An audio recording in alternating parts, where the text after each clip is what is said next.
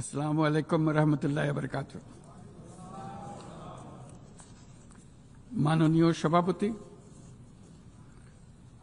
জাতিসংঘ সনদের ৮ দশক পূর্তি উপলক্ষে মহান পরিষদে উপস্থিত সকল সদস্য রাষ্ট্রকে অভিনন্দন জানাচ্ছি। এবারের অধিবেশন অতীত দর্শনের ভবিষ্যতের রূপরেখা তৈরি উভয়ের জন্য বিশেষভাবে গুরুত্বপূর্ণ।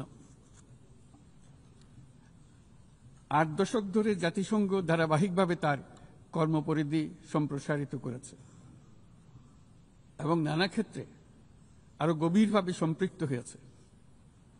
বিশ্বশান্তি ও নিরাপত্তা, মানবাধিকার, বিশ্বব্যাপী জীবনমানের উন্নয়ন, ন্যায় বিচার, ন্যায্যতা ও সমতা প্রসারে জাতিসংঘ অনস্বীকার্যভাবে ভূমিকা রেখেছে।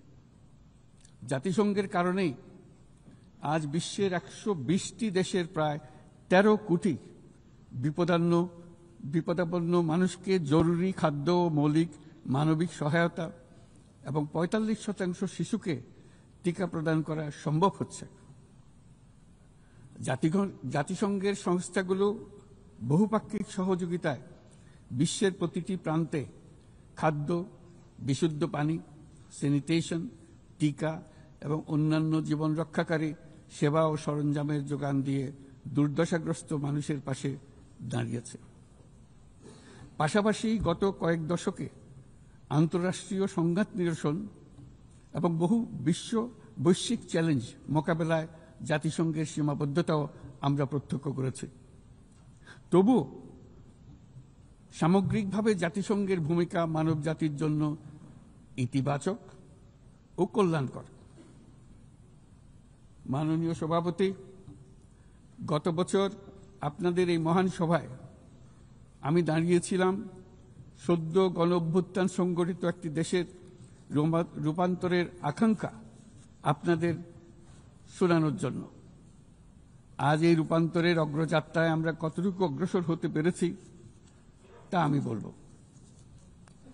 পৃথিবীর প্রতি 10 জনের মধ্যে 3 জনের নিবাস বাংলাদেশ, কিন্তু সেই কারণে অথবা ভূ রাজনৈতিকভাবে বিশ্বের একটি গুরুত্বপূর্ণ অবস্থানে বাংলাদেশ রয়েছে বলে আমাদের ইতিহাস জানার দরকার তা কিন্তু নয়, বরং এই কারণে বাংলাদেশের এই বর্ণনাটি গুরুত্বপূর্ণ যে তা সাধারণ মানুষের অসাধারণ ক্ষমতার উপর আস্থা তৈরি করবে।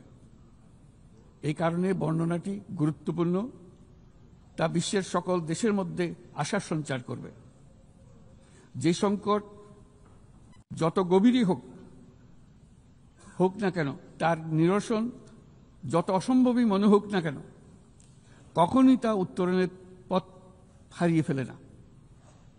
মাননীয় সভাপতি, সাম্য, মানবিক মর্যাদা ও সামাজিক ন্যায় বিচারের দাবিতে এক রক্তক্ষয়ী সংগ্রামের মাধ্যমে ১৯৭১ সালে বাংলাদেশের জন্ম। কিন্তু যে অধিকার প্রতিষ্ঠার জন্য আমরা বিশাল আত্মত্যাগ করেছিলাম তা গত 5 দশকে বারবার বাধাপ্রাপ্ত হয়েছে। বারবার আমাদের ছেলে মেয়েদের নেতৃত্বে আমাদের জনগণকে অসংখ্য ত্যাগ স্বীকার করে সে অধিকারকে পুনঃপ্রতিষ্ঠা করতে হয়েছে। এই বছর আমরা জুলাই গণঅভ্যুত্থানের প্রথম বার্ষিকী পালন করেছি, যে অভ্যুত্থানে আমাদের তরুণ সমাজ স্বৈরাচারকে পরাভূত করেছিল, যার ফলে আমরা বৈষম্যমুক্ত ন্যায় বিচার ভিত্তিক সমাজ বিনির্মাণের অভিযাত্রা নতুনভাবে শুরু করতে পেরেছি। সেই বৈষম্যমুক্ত ন্যায় বিচার ভিত্তিক সমাজ বিনির্মাণের আকাঙ্ক্ষা পূরণের দায়িত্ব দেওয়া হয় আমাকে ও আমার সহকর্মীদের। ভেঙে পড়া রাষ্ট্র কাঠামোকে পুনর্গঠন করে জনগণের আকাঙ্ক্ষা পূরণের জন্য প্রয়োজন ছিল ব্যাপক প্রাতিষ্ঠানিক সংস্কারের। যে বিপুল জনসমর্থনের মাধ্যমে আমরা দায়িত্ব পেয়েছিলাম, তার প্রেক্ষাপটে আমাদের জন্য সহজ পথ ছিল নির্বাহী আদেশে সংস্কার কাজগুলো সম্পন্ন করা। কিন্তু আমরা বেছে নেই সেই কঠিন পথ, অন্তর্ভুক্তিমূলক ও টেকসই পথ। আমাদের লক্ষ্য ছিল ক্ষমতার ভারসাম্যপূর্ণ একটি গণতান্ত্রিক রাষ্ট্র কাঠামো গড়ে তোলা, যেখানে আর কোনো স্বৈরশাসকের আবির্ভাব হবে না, কোনো নির্বাচিত নেতা রাষ্ট্রের গণতান্ত্রিক স্বরূপকে ক্ষুণ্ণ করতে পারবে না, কিংবা রাষ্ট্র জনগণের রক্ষকরা ভক্ষকে পরিণত হতে পারবে না।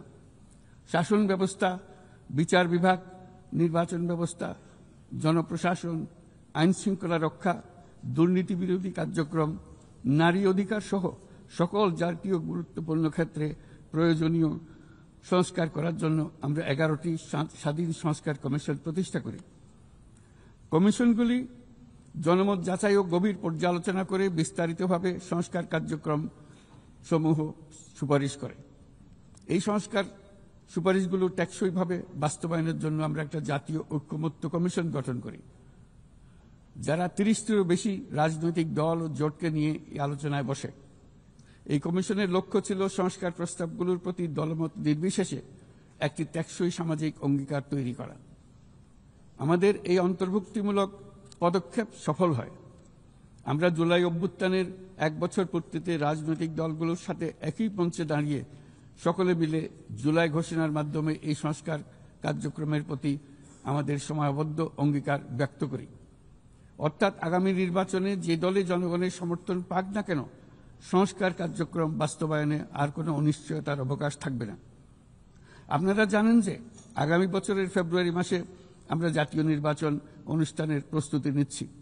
পাশাপাশি স্বচ্ছতা ও জবাবদিহিতা, আইনের শাসন নিশ্চিত করবার জন্য আমাদের নিরবচ্ছিন্নভাবে নাগরিক বান্ধব সংস্কার চালিয়ে যাচ্ছি। মাননীয়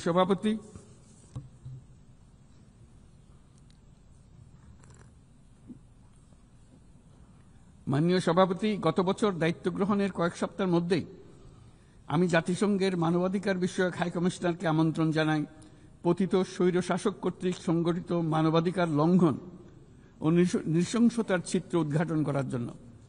তারা মাঠ পর্যায়ে তদন্ত করে বিস্তারিত প্রতিবেদনের পাশাপাশি ভবিষ্যতে যাতে এই ধরনের অপরাধের পুনরাবৃত্তি না ঘটে সেই জন্য যেই সুপারিশমালা দিয়েছে তা আমরা আমাদের জাতীয় সংস্কার কার্যক্রমে যুক্ত করেছি।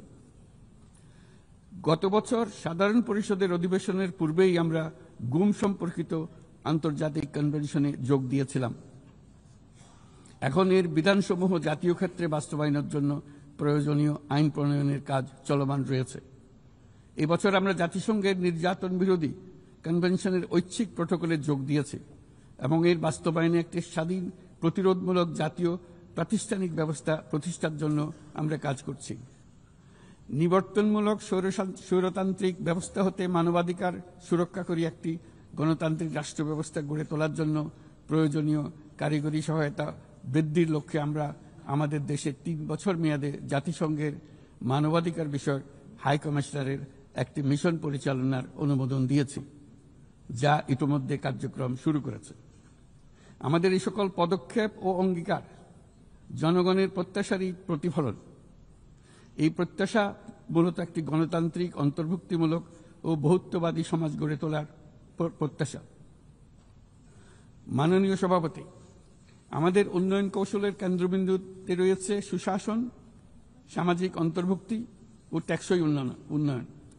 বিগত 1.5 দশকের অভিজ্ঞতায় আমরা দেখেছি যে জবাবদিহিতা ছাড়া যে কোনো উন্নয়ন ক্ষণস্থায়ী ও ভঙ্গুর। রাজনৈতিক হীনস্বার্থ ও দুর্নীতির উদ্দেশ্যে গৃহীত অবকাঠামো প্রকল্প শুধু যে অর্থনীতির উপরে চাপ বাড়ায় তা নয়, তার জনগণের কোনো কল্যাণও করে না। দায়িত্ব গ্রহণের পর আমরা একে একে আবিষ্কার করি দুর্নীতি ও জনগণের সম্পদ চুরি কি ব্যাপক বিস্তৃতি লাভ করেছিল এবং তার ফলশ্রুতিতে দেশের সামষ্টিক অর্থনীতির অবস্থা কি ভয়ানক, নাজুক ও ভঙ্গুর হয়ে পড়েছিল। আমরা এর অবসান ঘটাচ্ছি যেন আর কখনোই উন্নয়নকে জনগণের সম্পদ আত্মসাতের অজুহাত হিসেবে ব্যবহার করা না যায়। দেশের নাজুক অর্থনৈতিক পরিস্থিতি মজবুত করতে আমরা সংস্কারমূলক কিছু কঠিন কিন্তু প্রয়োজনীয় সিদ্ধান্ত গ্রহণ করেছি। সবচেয়ে গুরুত্বপূর্ণ একটা সংস্কার হলো রাজস্ব আহরণ ব্যবস্থাপনার সংস্কার। যে নীতি ও প্রণয়ন বাস্তবায়ন সংস্থাকে পৃথক করার জন্য আইন প্রণয়ন করা হয়েছে, এর মাধ্যমে স্বচ্ছতা ও জবাবদিহিতা নিশ্চিত হবে এবং রাজস্ব আহরণ বৃদ্ধি পাবে। এই উদ্যোগগুলো সদ্য সমাপ্ত FFD4 সম্মেলনে গৃহীত সেভিয়া অঙ্গীকারের সঙ্গে সামঞ্জস্যপূর্ণ। আমরা আশা করি যে বাংলাদেশে যেমন সেভিয়া অঙ্গীকারের সাথে সামঞ্জস্য রেখে সংস্কার করবার চেষ্টা করছি, তেমনি উন্নত বিশ্বেও সেভিয়ার সামষ্টিক অঙ্গীকার অনুসারে তাদের দায়িত্ব পালনে আন্তরিক হবে। একই সাথে আমরা মনে করি আন্তর্জাতিক অর্থায়ন ব্যবস্থা, বৈশ্বিক আর্থিক প্রতিষ্ঠানগুলোর সিদ্ধান্ত গ্রহণ প্রক্রিয়া ও ব্যবস্থাপনার সংস্কার, একটি অন্তর্ভুক্তিমূলক আন্তর্জাতিক কর সহযোগিতার বৈশ্বিক কাঠামো, অবৈধ আর্থিক প্রবাহ ও দুর্নীতির বিরুদ্ধে সমন্বিত বৈশ্বিক পদক্ষেপ গ্রহণ এবং অবৈধ দুর্নীতিলব্ধ অর্থ পাচারকৃত সম্পদ পুনরুদ্ধারেও আন্তর্জাতিক সহযোগিতা বৃদ্ধি অত্যন্ত গুরুত্বপূর্ণ।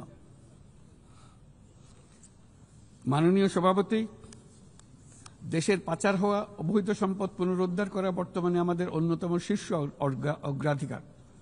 গত 15 বছরের দুর্নীতির মাধ্যমে শত শত কোটি ডলার অবৈধভাবে বিদেশে পাচার করা হয়েছে। আমরা নিরলসভাবে এই সম্পদ ফেরত আনার চেষ্টা করছি, কিন্তু সংশ্লিষ্ট দেশগুলোর আইনি প্রক্রিয়া এবং অন্যান্য নানাবিধ প্রতিবন্ধকতার কারণে আমাদের এই প্রচেষ্টা বারে বারে বাধাগ্রস্ত হচ্ছে। সংশ্লিষ্ট দেশগুলোর দৃঢ় সদিচ্ছা ছাড়া আমরা পাচার হওয়া অবৈধ সম্পদ পুনরুদ্ধারে সফল হতে পারছি না। বিশ্বের বিদ্যমান অর্থনৈতিক ব্যবস্থা উন্নয়নশীল দেশ থেকে সম্পদের এই অবৈধ পাচারকারীদের কার্যকরীভাবে প্রতিরোধ করতে ব্যর্থ হচ্ছে। কোনো কোনো ক্ষেত্রে আন্তর্জাতিক আর্থিক প্রতিষ্ঠানগুলোর বিধিবিধানগুলো বিশ্বব্যাপী বিভিন্ন ট্যাক্স হ্যাভেনে বিপুল পরিমাণে অবৈধ অর্থ স্থানান্তরে উৎসাহিত করছে। তাই যেসব দেশ ও প্রতিষ্ঠান এই পাচারকৃত সম্পদ গচ্ছিত রাখবার সুযোগ দিচ্ছে, তাদের আমি আহ্বান জানাচ্ছি তারা যেন এই অপরাধের সঙ্গে শরিক না হয়। এই সম্পদ তার প্রকৃত মালিককে অর্থাৎ কৃষক, শ্রমিক এবং সাধারণ করদাতাদের নিকট ফিরিয়ে দেন।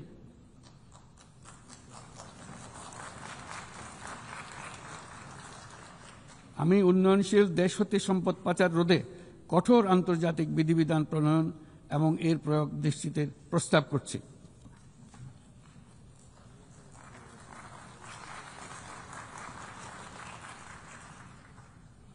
মাননীয় সভাপতি, রাজস্ব খাতের ঐতিহাসিক সংস্কারের পাশাপাশি আমরা বাজারভিত্তিক মুদ্রা বিনিময় হার চালু করেছি।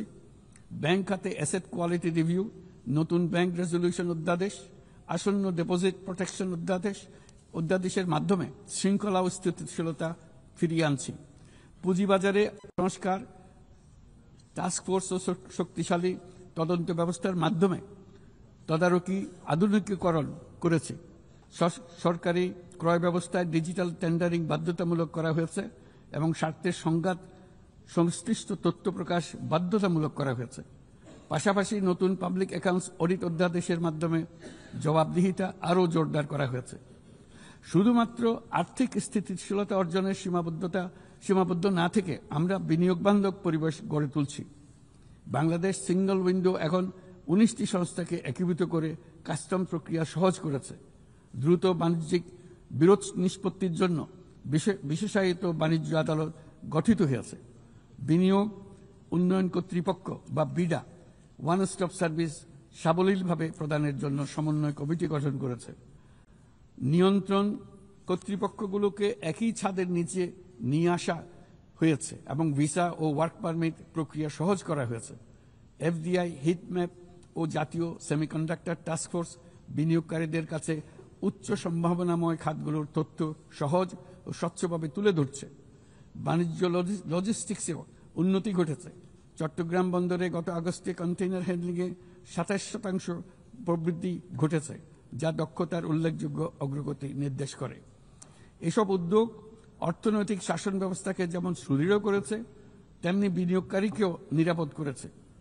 এইসব সংস্কারের ফলে বাংলাদেশ এখন টেকসই ও অন্তর্ভুক্তিমূলক বিনিয়োগ ও অর্থনৈতিক প্রবৃদ্ধির এক পর্যায়ে প্রবেশ করেছে।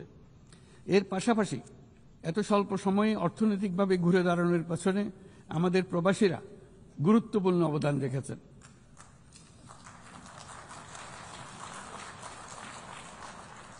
তারা বিদেশের মাটিতে কঠোর পরিশ্রম করে প্রতি মাসে দেশের রেকর্ড পরিমাণ রেমিটেন্স পাঠাচ্ছেন।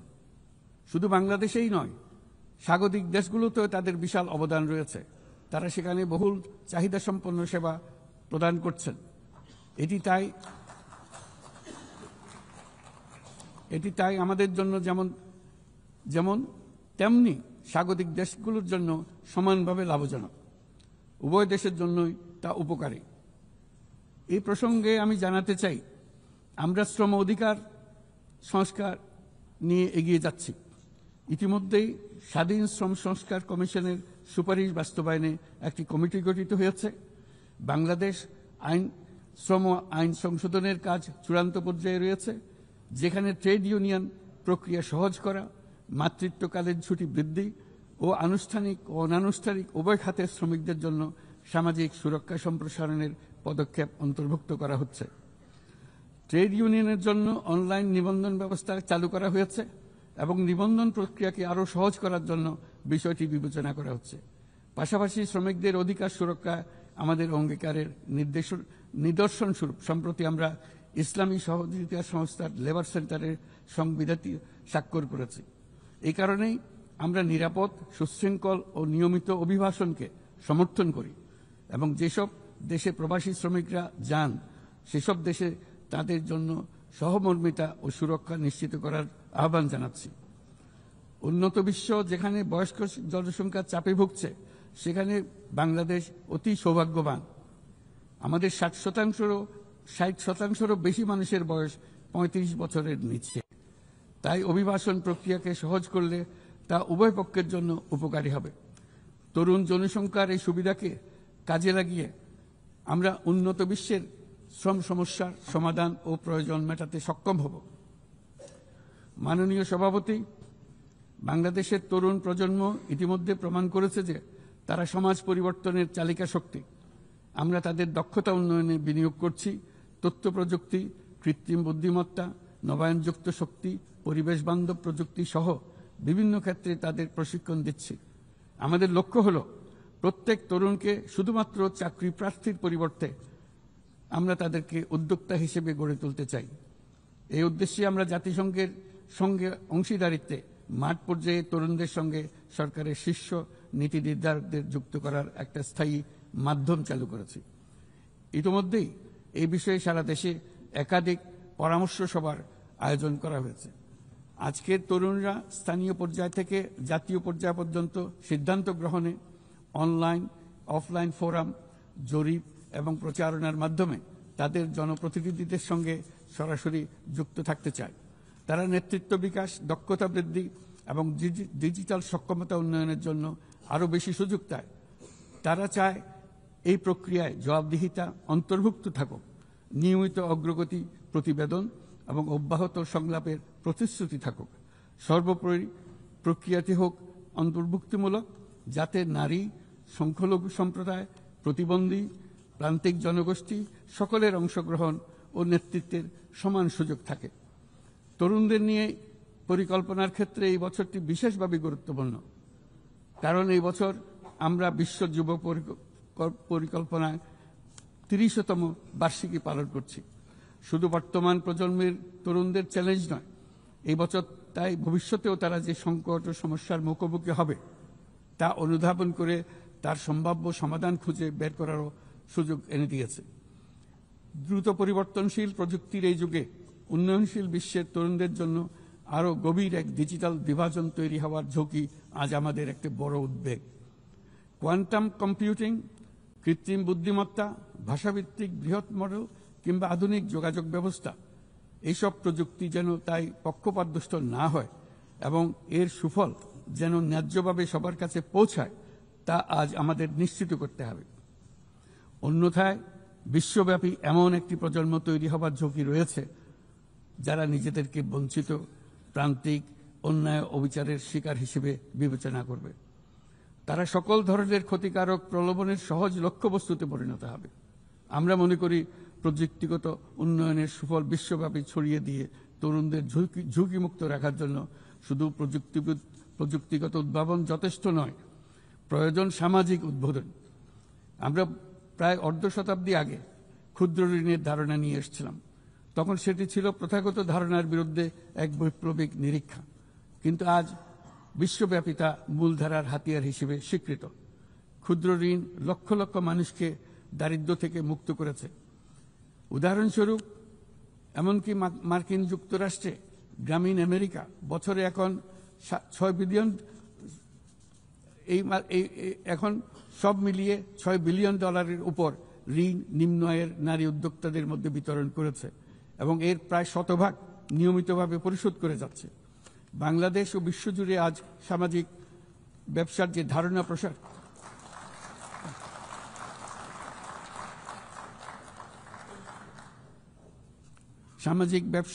ধারণা প্রসার করেছি, এটি এমন একটি ব্যবসা যার সম্পূর্ণ মুনাফা সামাজিক কল্যাণে পুনর্বিনিয়োগ করা হয়।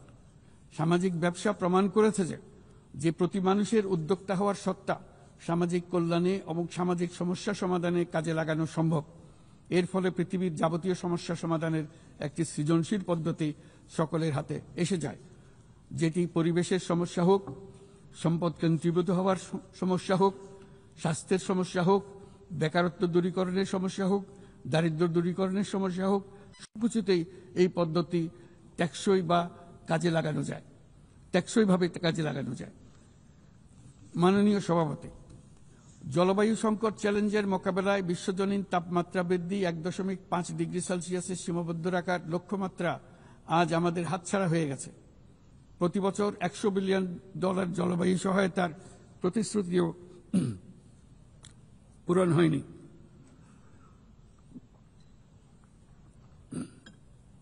বরং যে ক্ষুদ্র অঙ্কের অর্থ বরাদ্দ হয়ে থাকে তাও কাগজে কলমে দেখানো হচ্ছে বহুগুণ হিসেবে। এটি সম্পূর্ণ অগ্রহণযোগ্য। আমাদের সন্তানদের ভবিষ্যতের জন্য এখনই কার্যকর ব্যবস্থা নিতে হবে। লস অ্যান্ড ড্যামেজ ফান্ড পুরোপুরি চালু করতে হবে। জলবায়ুর পরিবর্তনের বিরূপ প্রতিক্রিয়া প্রশমনের উদ্যোগ যেমন বাড়াতে হবে, তেমনি অভিযোজনেও সমান গুরুত্ব দিতে হবে। আর অভিযোজন প্রচেষ্টা হতে হবে দেশজ, স্থানীয়ভাবে নির্ধারিত এবং স্থানীয়ভাবে পরিচালিত। বাংলাদেশ ইতিমধ্যে স্থানীয়ভাবে সংবেদনশীল অভিযোজনের নীতিকে মূল ভিত্তি হিসেবে গ্রহণ করেছে। আসন্ন COP30 সম্মেলনে আমরা তৃতীয়বারের মতো জলবায়ু পরিবর্তন রোধ করবে আমাদের জাতীয় প্রতিশ্রুতি ঘোষণা করব, যেখানে জলবায়ু পরিবর্তনের বিরূপ প্রতিক্রিয়া প্রশমন লক্ষ্যের পাশাপাশি অভিযোজন উদ্যোগও থাকবে। বিশেষ গুরুত্ব পাবে ম্যানগ্রোভ বনাঞ্চল রক্ষা, জলাভূমি পুনরুদ্ধার করা। একই সঙ্গে আমরা আশা করি যে বৈশ্বিক সম্প্রদায়, বিশেষ করে উচ্চ কার্বন নিঃসরণকারী দেশগুলো তাদের দায়িত্বটুকু আন্তরিকভাবে পালন করবে।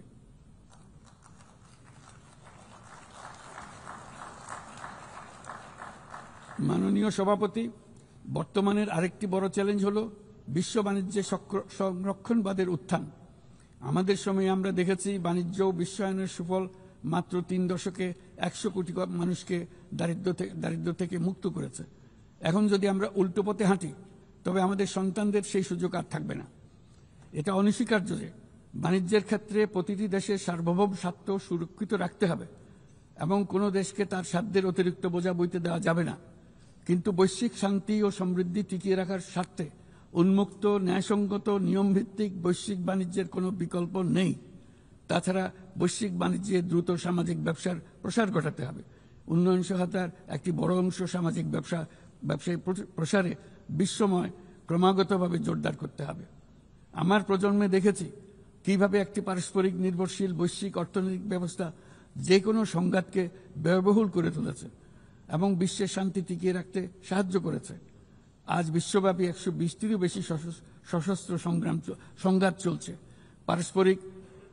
পারস্পরিক অর্থনৈতিক নির্ভরশীলতা ভেঙে গেলে এরকম সংঘাত আরও বাড়বে, ব্যাহত হবে উন্নয়ন, বিনষ্ট হবে বিশ্ব শান্তি। মাননীয় সভাপতি, আমাদের প্রতিবেশী দেশ মায়ানমারের চলমান সংঘাত সমগ্র অঞ্চলের জন্য গভীর উদ্বেগজনক পরিস্থিতির সৃষ্টি করেছে। এটি যে শুধু আঞ্চলিক স্থিতিশীলতাকে ঝুঁকিতে ফেলছে তা নয়, বরং বাংলাদেশে আশ্রয়প্রাপ্ত বলপূর্বক বাস্তুচ্যুত রোহিঙ্গাদের তাদের মাতৃভূমি মায়ানমারে প্রত্যাবাসনকেও কঠিন করে তুলেছে। 8 বছর পার হয়ে গেল, রোহিঙ্গা সংকটের কোনো সমাধান হলো না। উপরন্তু বাংলাদেশ প্রতিনিয়তই মায়ানমার থেকে আগত রোহিঙ্গাদের আশ্রয় দিয়ে চলেছে। স্পষ্টতই সাংস্কৃতিক পরিচয়ভিত্তিক রাজনীতির কারণে রোহিঙ্গাদের উপর অধিকার বঞ্চনা ও নির্যাতন রাখাইনে অব্যাহত রয়েছে। রোহিঙ্গাদের প্রান্তিকীকরণ প্রক্রিয়া আর চলতে দেওয়া যাবে না। যেসব বৈষম্যমূলক নীতি ও কর্মকাণ্ড আজকের এই পরিস্থিতি তৈরি করেছে তার সমাধান ও প্রতিকারমূলক ব্যবস্থা এখনই গ্রহণ করা সম্ভব। তার জন্য পূর্ণাঙ্গ জাতীয় সংবাদ রাজনৈতিক মীমাংসার অপেক্ষা করার প্রয়োজন নেই। রাখাইনের সমস্যাগুলো চূড়ান্তভাবে রাজনৈতিক সমাধান করা দরকার। তবে এর জন্য রাখাইন অঞ্চলের সংশ্লিষ্ট সকল জাতিসত্তার অংশগ্রহণে এমন একটি বন্দোবস্ত প্রয়োজন যেন রোহিঙ্গারা সম অধিকার ও নাগরিকত্ব সহ সমাজের অংশ হতে পারে।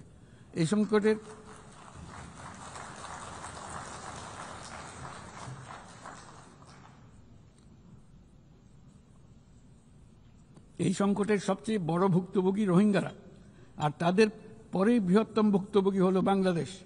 তবে আমাদের মনে রাখতে হবে যে রোহিঙ্গা সংকট কোনোভাবেই মায়ানমারের সঙ্গে বাংলাদেশের কোনো দ্বিপাক্ষিক বিষয় নয়, বরং আমরা শুধু একটি দায়িত্বশীল প্রতিবেশী এবং আন্তর্জাতিক সম্প্রদায়ের দায়িত্বশীল সদস্য হিসেবে আমাদের দায়িত্ব পালন করে যাচ্ছি। কিন্তু তহবিল সংকটের কারণে আজকে রোহিঙ্গা ক্যাম্পগুলোতে ন্যূনতম জীবনমান বজায় রাখার আমাদের যৌথ প্রয়াসও ভেঙে পড়ার উপক্রম হয়েছে।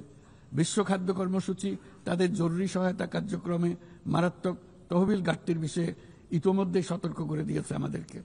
অবিলম্বে নতুন তহবিল জানালে মাসিক রেশন অর্ধেকে নামিয়ে এনে মাথাপিছু মাত্র $6 নামিয়ে আনতে বাধ্য হবে, যা রোহিঙ্গাদের অনাহার ও অপুষ্টিতে নিমজ্জিত করবে, যা তাদেরকে আগ্রাসী কোনো পদক্ষেপ নিতে বাধ্য করবে। তহবিলের অতিরিক্ত কাটছাট হলে তা নিঃসন্দেহে সুরক্ষা ও নিরাপত্তা ঝুঁকি বহুগুণ বৃদ্ধি করবে, যা ক্যাম্পের সীমানা ছাড়িয়ে যেতে পারে। তাই আমি বিদ্যমান দাতাদের সাহায্য বাড়াতে এবং সম্ভাব্য নতুন দাতাদের অনুদান প্রদানের আহ্বান জানাচ্ছি, যাতে এই বিপর্যয়কর পরিস্থিতি এড়ানো যায়। মানবিক সহায়তার জন্য নতুন ও বর্ধিত তহবিলের বাইরে আন্তর্জাতিক সম্প্রদায়কে অবশ্যই মায়ানমার সরকার এবং রাখাইনের অন্যান্য অংশীদারদের উপর ইতিবাচক পরিবর্তন ও দ্রুত রাজনৈতিক সমাধানের জন্য চাপ প্রয়োগ করতে হবে। অন্যান্য প্রতিবেশী দেশগুলোকেও তাদের দায়িত্ব পালন করতে হবে। রাখাইনে স্থিতিশীলতা আনতে আন্তর্জাতিক সম্প্রদায়ের যে কোনো যৌথ প্রচেষ্টায় সহযোগিতা দিতে বাংলাদেশ সর্বদা প্রস্তুত। আমরা আশা করি আগামী 30 সেপ্টেম্বরের উচ্চ পর্যায়ের সম্মেলন বিশ্বব্যাপী দৃঢ় সংকল্প তৈরি করবে এবং রোহিঙ্গাদের জন্য বাস্তবসম্মত আন্তর্জাতিক সহায়তা নিশ্চিত করবে, যেখানে তহবিল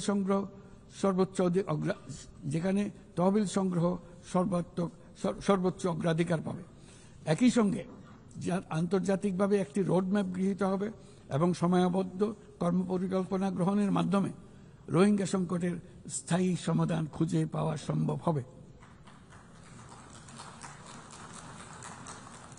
মাননীয় সভাপতি, শুধু মায়ানমার নয়, এবছর আমরা পৃথিবীর প্রায় প্রতিটি প্রান্তেই সংঘাত প্রত্যক্ষ করেছি। ইউরোপ, দক্ষিণ এশিয়া, মধ্যপ্রাচ্য, বিশ্বের সবচেয়ে ঘনবসতিপূর্ণ অঞ্চলে আমরা বাস করি।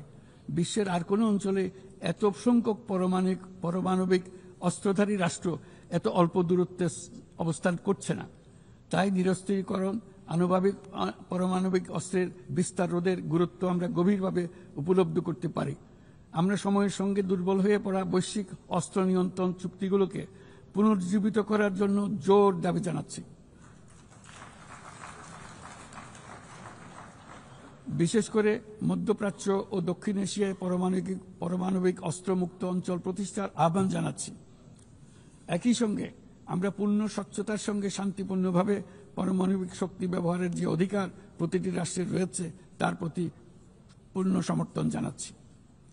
একটি দায়িত্বশীল দেশ হিসেবে আমাদের প্রথম পারমাণবিক বিদ্যুৎ কেন্দ্র চালু করার আগেই এই বছর আমরা আন্তর্জাতিক পরমাণু শক্তি সংস্থার আওতাধীন পরমাণু নিরাপত্তা ও বর্জ্য ব্যবস্থাপনা সম্পর্কিত যৌথ কনভেনশনে যোগদান করেছি। এই যোগদানের মাধ্যমে সর্বোচ্চ মানের পারমাণবিক নিরাপত্তা ও স্বচ্ছতার প্রতি আমরা আমাদের প্রতিশ্রুতি পুনর্ব্যক্ত করছি। মাননীয় সভাপতি, আমি সবসময় মানুষকে আশার বাণী শুনিয়েছি, কখনো ভয় দেখিয়ে কিছু করা আমি সমর্থন করিনি, কিন্তু আজ আমাকে সেখান থেকে সরে এসে ভয়ঙ্কর কিছু কথা বলতে হচ্ছে। আজ আমি সতর্ক করছি, চরম জাতীয়তাবাদ, অন্যের ক্ষতি হয় এমন ভূ রাজনীতি এবং অন্যের দুর্ভোগ ও পীড়নের প্রতি ওদেশশূন্য বহু দশকের পরিশ্রমে আমরা যে অগ্রগতি অর্জন করেছি তা ধ্বংস করে দিচ্ছে। এর সবচেয়ে মর্মান্তিক চিত্র আমরা দেখেছি গাজায়। শিশুরা না খেয়ে অকাল মৃত্যুবরণ করছে, বেসামরিক জনগোষ্ঠীকে নির্বিচারে হত্যা করছে, হাসপাতাল, স্কুল সহ একটা গোটা জনপদ নিশ্চিহ্ন করে দিচ্ছে। জাতিসংঘের স্বাধীন তদন্ত কমিশনের সাথে আমরাও একমত যে আমাদের চোখের সামনেই একটি নির্বিচার গণহত্যা সংঘটিত হচ্ছে। আমাদের দুর্ভাগ্য যে মানব জাতির পক্ষ থেকে এর অবসানে আমরা সর্বোচ্চ চেষ্টা করছি না এখনো। এই অবস্থা চলতে থাকলে ভবিষ্যৎ প্রজন্ম ও ইতিহাস আমাদেরকে ক্ষমা করবে না।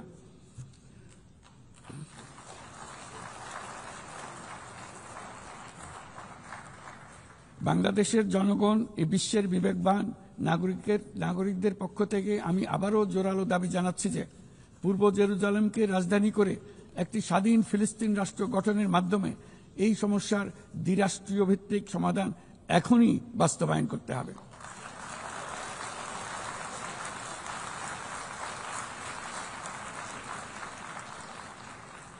শুধুমাত্র 1967 সালের পূর্বের সীমারেখার ভিত্তিতে যেখানে ইসরায়েল ও ফিলিস্তিনের শান্তিপূর্ণ সহাবস্থানে থাকবে তখনই ন্যায় বিচার সম্পূর্ণভাবে কার্যকর হবে। মাননীয় সভাপতি, বাংলাদেশে আমরা বিশ্বাস করি যে আমাদের একটি শান্তির সংস্কৃতি আমরা গড়ে তুলব, যেখানে সর্বস্তরের সহনশীলতা, অহিংসা, সংলাপ ও সহযোগিতার মূল্যবোধ প্রতিষ্ঠিত করা হবে। গত 3.5 দশক ধরে জাতিসংঘের শান্তিরক্ষা কার্যক্রমে অন্যতম শীর্ষ শান্তিরক্ষা প্রেরণকারী দেশ হিসেবে আমাদের অংশগ্রহণ বৈশ্বিক শান্তি ও নিরাপত্তার প্রতি আমাদের নিরবিচ্ছিন্ন অঙ্গীকারের এক বাস্তব প্রমাণ।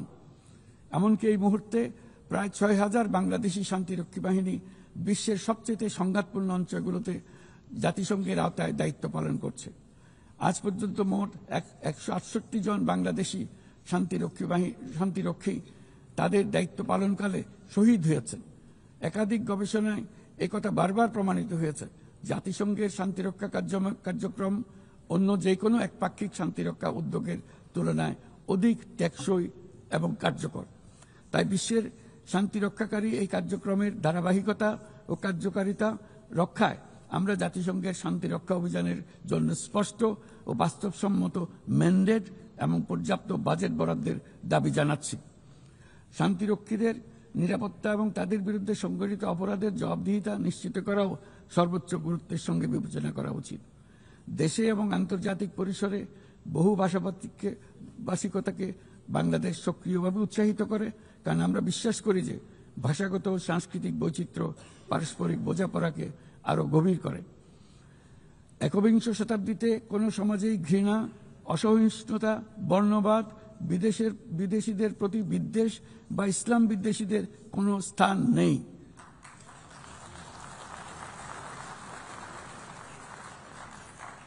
অথচ বর্তমানে বিভ্রান্তিমূলক প্রচারণা, ঘৃণাত্মক বক্তব্য গুরুতর উদ্বেগের বিষয় হয়ে দাঁড়িয়েছে। গত বছর বাংলাদেশে ছাত্র জনতার অভ্যুত্থান পরবর্তী সময়ে বিভিন্ন স্বার্থান্বেষী গোষ্ঠীর পক্ষ থেকে উদ্দেশ্যমূলকভাবে বিভ্রান্তিকর সংবাদ ছড়ানো হয়েছে, যা এখনো চলমান রয়েছে। এর সঙ্গে যুক্ত হয়েছে পরিকল্পিত মিথ্যা সংবাদ, কৃত্রিম বুদ্ধিমত্তা নির্ভর ডিপফেক এর প্রসার, যা পরিস্থিতিকে আরো জটিল করে তুলেছে। এসবের বিরুদ্ধে আমাদের একসঙ্গে কাজ করতে হবে, যাতে এসব বিকৃত কর্মকাণ্ড মানুষের আস্থাকে বিনষ্ট না করে কিংবা সামাজিক সম্প্রীতিকে দুর্বল করে না দেয়। মাননীয় সভাপতি, আমাদের শীর্ষ অগ্রাধিকারগুলোর মধ্যে অন্যতম হল নারীর ক্ষমতায়ন। আমাদের জাতীয় কবি কাজী নজরুল ইসলামের ভাষায়, বিশ্বে যা কিছু মহান সৃষ্টি চিরকল্যাণকর, অর্ধেক তার করিয়েছে নারী, অর্ধেক তার নর।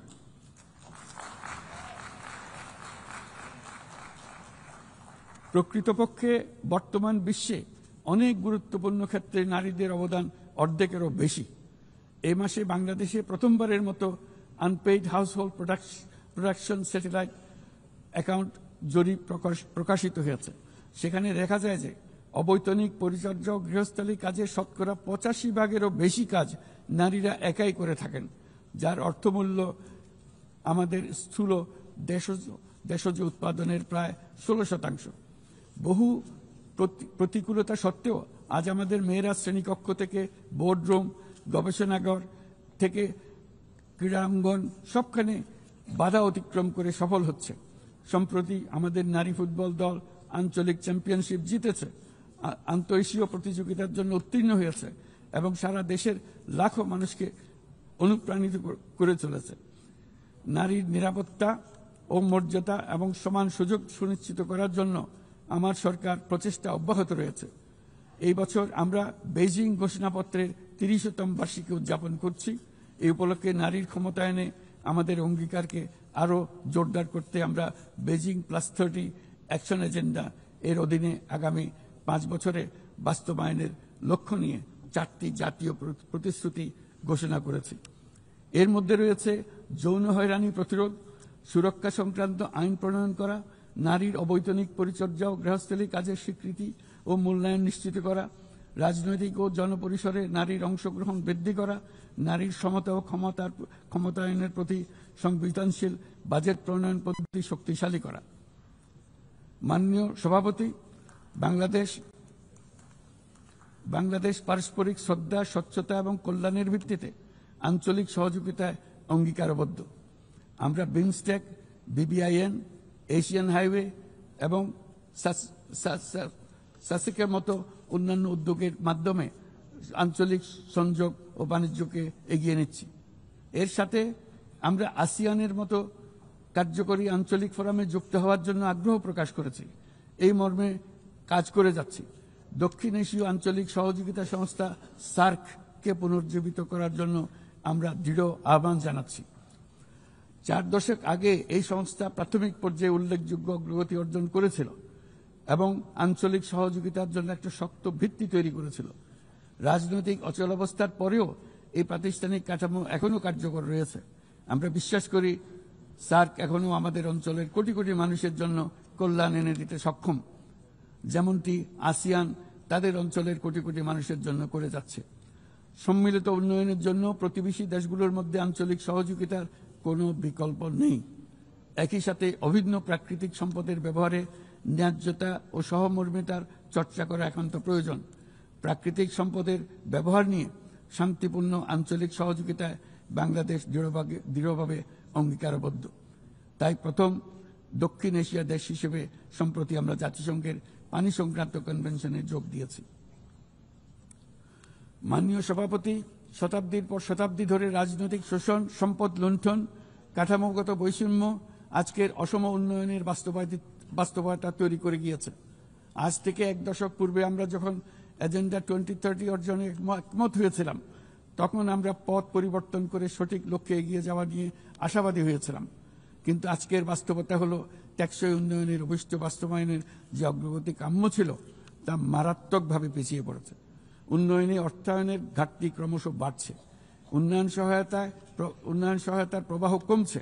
আমরা দাতা দেশসমূহকে এই প্রবণতা থেকে বেরিয়ে এসে তাদের অঙ্গীকার পূরণ করতে আহ্বান জানাচ্ছি। আমরা স্বল্পোন্নত দেশ হতে উন্নয়নশীল দেশ হিসেবে উত্তরণের প্রক্রিয়ায় আছি। আমাদের মসৃণ ও টেকসই উত্তরণ নিশ্চিত করতে আন্তর্জাতিক সম্প্রদায়ের, বিশেষ করে জাতিসংঘের সংশ্লিষ্ট সংস্থাসমূহের সহযোগিতা অত্যন্ত জরুরি। তাদের সাহায্য সহায়তা আমরা কামনা করছি। এ বিষয়ে OHRLS সহ সংশ্লিষ্ট সংস্থাসমূহের কার্যক্রমকে সাধুবাদ জানাই। স্বল্পোন্নত দেশসমূহ এবং ঝুঁকিতে থাকা অন্যান্য দেশগুলোর প্রতি আমাদের কার্যকর সহযোগিতা প্রদানের জন্য আমরা আমাদের দপ্তরকে আরও শক্তিশালী করার আহ্বান জানাচ্ছি। একই সঙ্গে অনুদান ও ঋণের পাশাপাশি সরকারি ও বেসরকারি উদ্যোগে সামাজিক ব্যবসা খাতকে বিপুলভাবে এগিয়ে দিয়ে যাওয়ার জন্য আহ্বান জানাচ্ছি। এই নতুন পদ্ধতি দাতা ও গ্রহীতা উভয় দেশের জন্য মঙ্গলজনক হবে এবং উৎসাহব্যঞ্জক হবে। সৃজনশীলতার অতি উচ্চ পর্যায়ে যেতে আমাদের সহায়ক হবে। মাননীয় সভাপতি, বাংলাদেশের অগ্রগতি উন্নয়নের অভিযাত্রায় জাতিসংঘের অবদানকে আমরা সাধুবাদ জানাই। বিশ্বশান্তি ও নিরাপত্তা উন্নয়ন, মানবাধিকার, জাতিসংঘের এই 3টি স্তম্ভের প্রতি আমরা পূর্ণ আস্থা পুনর্ব্যক্ত করছি। আমার বক্তব্যের শুরুতেই আমি বলেছিলাম যে আজ 8 দশকে জাতিসংঘ বারবার দেখিয়েছে যে বহুপাক্ষিক কূটনীতি মানব জাতিকে আরো ভালোভাবে একসঙ্গে বেঁচে থাকার সহায়তা করে। তবু এর 80তম বার্ষিকীতে আমাদের স্বীকার করতেই হবে যে বহুপাক্ষিক কূটনীতি আজ নানা রকম চাপের মধ্যে রয়েছে। প্রায়শই অসম দ্বিপাক্ষিক সম্পর্কের টানাপোড়েনে আবারও প্রমাণ করেছে যে বহুপাক্ষিক কূটনীতি আমাদের শেষ এবং সর্বোত্তম ভরসা। তাই বহুপাক্ষিক কূটনীতির ধারক ও বাহক জাতিসংঘকে উজ্জীবিত রাখতে আমরা সদস্য রাষ্ট্রগুলোর সাথে পূর্ণ স্বচ্ছতা ও আন্তরিকতা আলোচনার আহ্বান জানাচ্ছি। বর্তমান সময়ের দাবি মেটাতে বহুপাক্ষিকতার প্রতি আমাদের যৌথ আকাঙ্ক্ষা পূরণ করতে হলে জাতিসংঘকে ক্রমাগত বিকশিত ও অভিযোজিত হতে হবে। এই মর্মে আমরা মহাসচিবের UN80 উদ্যোগকে স্বাগত জানাই। তবে একই সঙ্গে জোর দিয়ে বলতে চাই যে সংস্কারের নামে যেন বহুপাক্ষিকতাকে দুর্বল করা না হয় বা উন্নয়নশীল দেশগুলোর কণ্ঠস্বরকে অবহেলা না করা হয়। সংস্কারের একমাত্র লক্ষ্য হওয়া উচিত মাঠ পর্যায়ে বাস্তব ও ইতিবাচক পরিবর্তন আনা। জনাব সভাপতি, গত বছর আমার জনগণ প্রমাণ করেছে যে জগতে অন্যায়ের বিনাশ অবশ্যম্ভাবী। তারা প্রমাণ করেছে যে পরিবর্তন যেমন সম্ভব তেমনি এটা অপরিহার্য। আমাদের মনে রাখা দরকার যে সামনের দিনে যে চ্যালেঞ্জগুলো আমার আসছে তা কোনো দেশের পক্ষে একা মোকাবেলা করা সম্ভব নয়। একই সঙ্গে আমাদের এটাও মনে রাখতে হবে যে বর্তমান পৃথিবীতে কোনো একটি দেশ সংকটে পড়লে অথবা বিশ্বের কোনো এক প্রান্তে সংকট দেখা দিলে সমগ্র বিশ্বের নিরাপত্তায় ঝুঁকির মুখে পড়ে যায়। আমাদেরকে ৩-০ পৃথিবী গড়ার স্বপ্ন নিয়ে অগ্রসর হতে হবে। তরুণরা ৩-০ বাস্তবায়নের সৈনিক হয়ে বড় হবে। তাদের সামনে থাকবে শূন্য কার্বন, শূন্য সম্পদ কেন্দ্রীভূতকরণ ও শূন্য বেকারত্ব। এর ভিত্তিতে তারা গড়ে তুলবে তাদের পৃথিবী। ৩-০ পৃথিবী গড়া জাতিপুঞ্জের সকলের স্বপ্ন হোক, এই কামনা ব্যক্ত করে আমার বক্তব্য এখানে শেষ করছি। সবাইকে ধন্যবাদ, অসংখ্য ধন্যবাদ।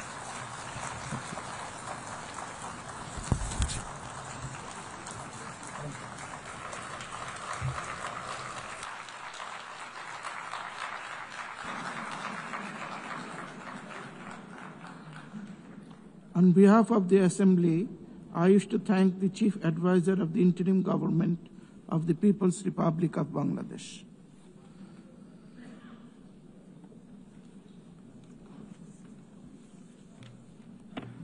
The Assembly will now hear an address by His Excellency Robert Blair, Prime Minister of Republic of Malta.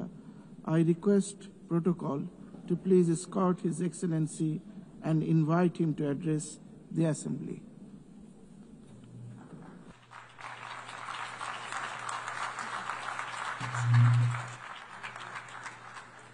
Mr. President, Excellencies, distinguished delegates, and dear friends, we are gathered here just a few weeks shy of the 80th anniversary of the foundation of this United Nations. Unfortunately, even a glance at the global headlines is enough to produce the depressing thought that perhaps it should be less of a birthday party and more of a wake-up call. But firstly and firmly, I want to reject the idea that the need for the United Nations is any less imperative